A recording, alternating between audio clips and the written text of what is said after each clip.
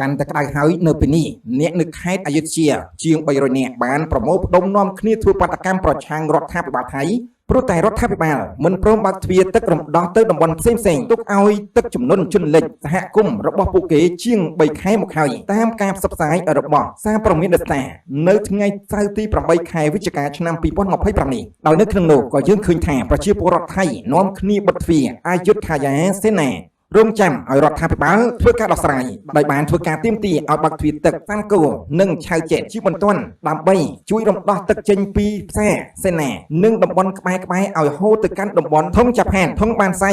និងធំកូសាឡែនដោយនៅក្នុងពេលបច្ចុប្បន្ននេះក៏យើងបានសង្កេតឃើញថានាយកដ្ឋានធនធានទឹកបានបញ្ចេញទឹកចំនួន2700ម៉ែត្រគូបនៅក្នុង1វិនាទីបន្ថែមពីលើទឹកចំនួនដែលកំពុងតែជន់លិចស្រាប់ទៅហើយនោះបង្កជាទុក្ខវេទនាយ៉ាងធ្ងន់ធ្ងរទៅដល់ប្រជាពលរដ្ឋនៅក្នុងស្រុកជាច្រើននៅក្នុងប្រទេសថៃតំបន់រងគ្រោះយ៉ាងខ្លាំងជាងគេគឺស្រុកសេនាបាន